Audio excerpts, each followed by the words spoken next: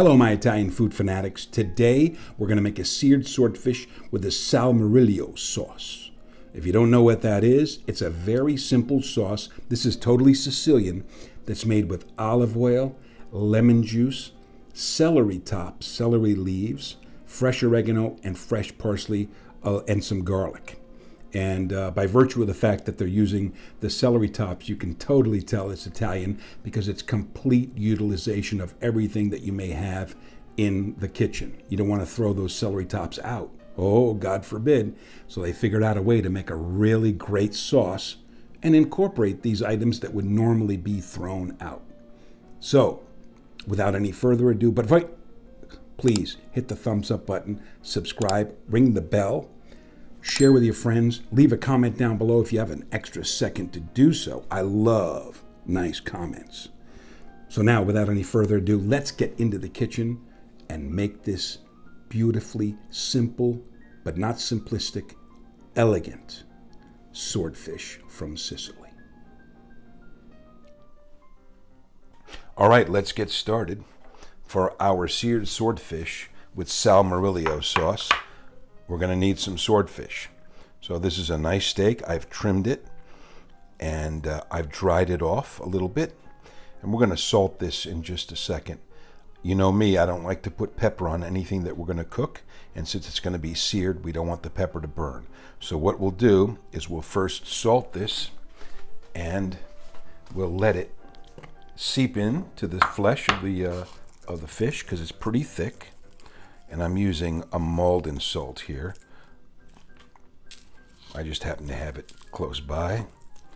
So we don't want to add too much, just enough. But remember, Maldon salt looks like more than it really is. If you really want to know how much salt you're putting on there, you have to do it by weight. In this case, we're just going to do it by sight to make it a lot easier because I'm sure that you all don't really want to weigh your salt. So anyway, that's the fish. We'll put that aside, covered, and we'll turn our attention to the sauce. This is a very simple sauce.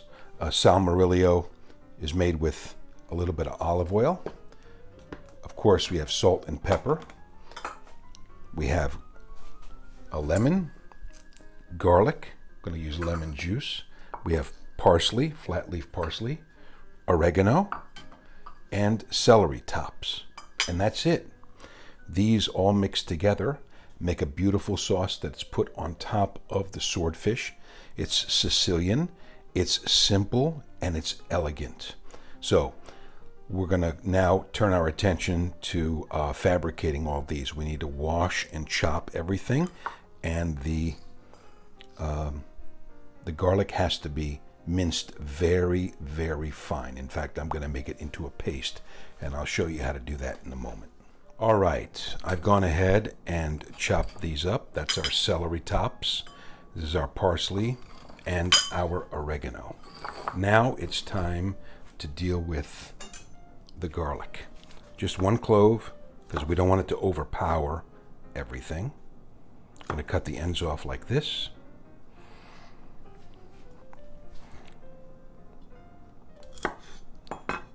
We're going to take the center out because that is not exactly the nicest thing in the world to eat. So we'll just take that out. I don't normally do this, but because this particular clove had a large center piece, I am doing that. I'm going to take this and we're going to give it a rough chop.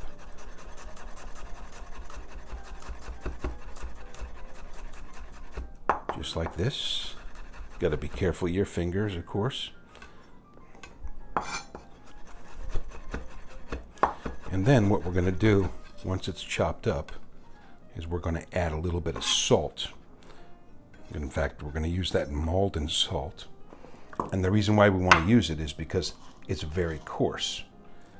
And what it will do is make easy work of essentially mashing the garlic into a paste. Just like this.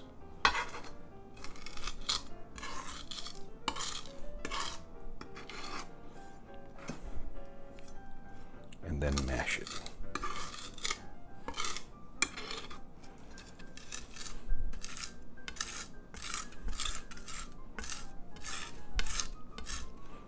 Just like that. That way it will melt into our sauce. Doesn't look like anything when it's crushed like that on the board, but there is our clove. I'm going to remove these larger pieces out of there. And that should be just enough garlic. Perfect for our use. All right, now it's time to actually make the sauce. In the meantime, I must tell you that I have preheated the oven to 350 degrees. Even though we're going to sear the swordfish, we are going to use the oven to complete the cooking. I'm going to put a little bit of lemon juice into this bowl. That's about perfect. Then we'll add in our garlic and mix that up a little bit.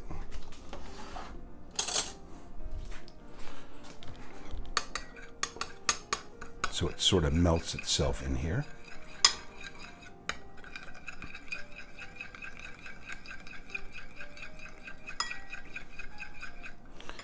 And we'll also add olive oil.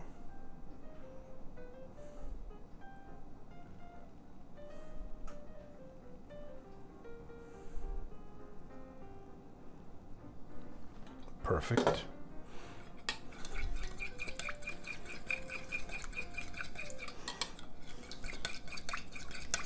Now remember, we're not going to add salt because there's already salt in the garlic that we've mixed in together. I'm going to add a little bit more olive oil. There we go. That's about perfect. Try not to get it everywhere. Then we'll add in a little bit of our celery, our parsley, and our oregano. It's important to get that oregano in there because you can see that it's oxidizing, and the acid from the lemon will stop it from oxidizing any further. And there we go. If we add a little bit of pepper, that's our sauce. So this needs to be given a little taste first to see if we need to add anything.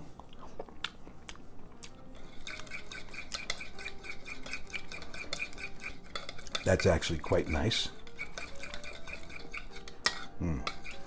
Very, very good. It could use, believe it or not, a little bit more lemon juice.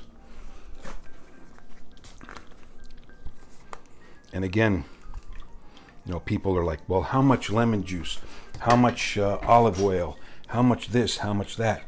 There's really no way that I can quantify that for you by virtue of the fact that these are natural products. Lemons are bigger, lemons are smaller, olive oils are different. So you have to mix and taste. What you want is something a little bit more acidic than you're going to want in your meal by virtue of the fact that the lemon is going to go on the fish, and fish tastes good with lemon. So you want just a little bit more lemon and less olive oil, because remember also we're going to add olive oil to the fish when we sear it. All right, now let's give this another taste. And that's just about perfect.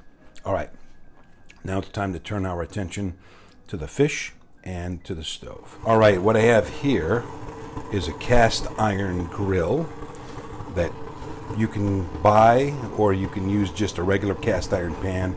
I'm doing this on purpose because a lot of people are not going to have a barbecue or the wherewithal to go out and start a fire, which is what would be my first choice. You can see how it's smoking, and because it's smoking, we're just going to bring it to that smoke point and then turn the heat down to about medium. And that's where we want it. It's perfect. In the interim, I've gotten a fish slice, because we don't want to use tongs with any sort of delicate meat like the fish.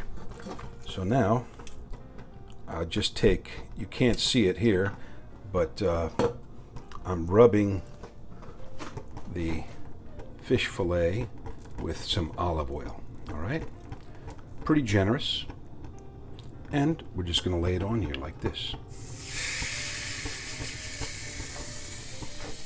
You want to leave it there without disturbing it. In fact, we can even push down on it, because we want those grill marks on the fish. Now, if you're only using a regular cast iron pan and there are no, raised marks like that or raised areas, that's okay as well. It's not necessary. This just makes it look a little bit nicer, all right? I've turned the heat up just a little bit, and we're going to wait a few seconds for it to get the marks, and then we're going to give it a turn, a quarter turn, just like this, to create the diamond pattern that we all love. All right, I'll be back when we're going to do that. All right, it's time to give it that quarter turn. You'll notice that there's no sticking at all. That's because we had high heat, and also that it's cooked. So that gives it a quarter turn. I'm going to press down a little bit.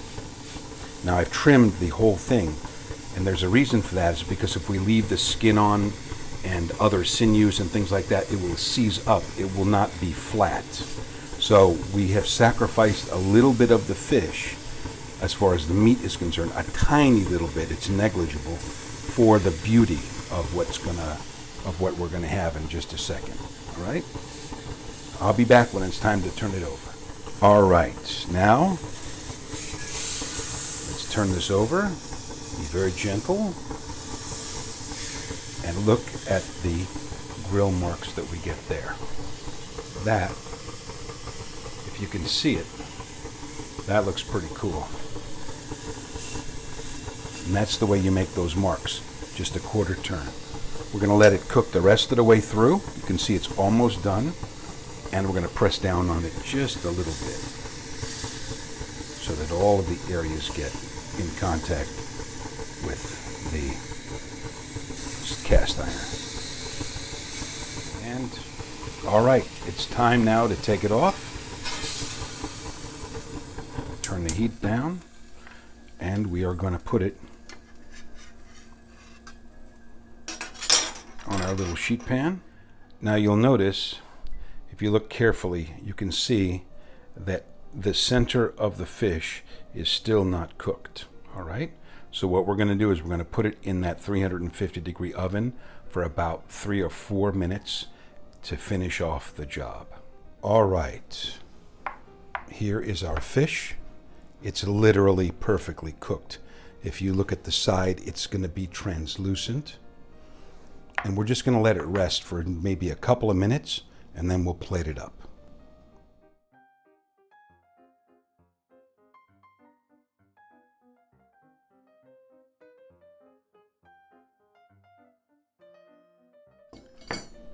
All right, my Italian food fanatics, you saw me plate it up. You saw me pour the sauce over it. You saw me even put a little lemon wedge on the side. And here it is. Now it's time to see if this is any good. This is a Sicilian. It doesn't get more Sicilian than this.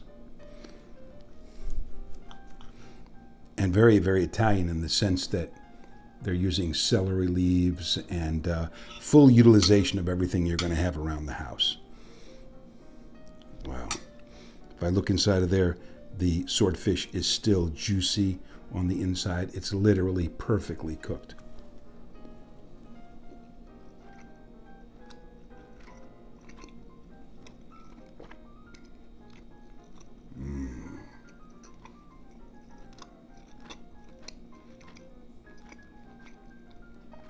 Wow. This is a wild caught swordfish, and I encourage you to buy all of your fish wild caught. Don't buy farmed anything, all right, if possible. This is so juicy and tender. It's perfectly seasoned. You could theoretically put some hot peppers in the sauce if you wanted to as well, to give it more of a southern Italian bent.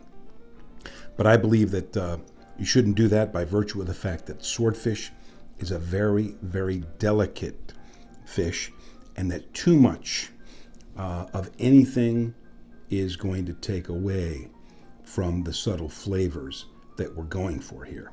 A little bit of salt, and that's about it. You don't need a lot of pepper or red pepper or anything like that. But it is juicy. All of the herbal flavors are coming through, and it's just tender and nice. Wow.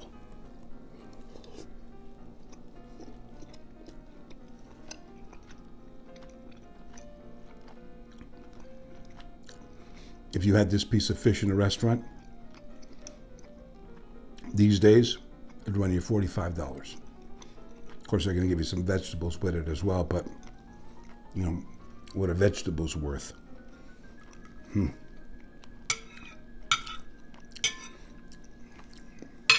fact, let's see if adding a little bit of that lemon juice is going to add or take away.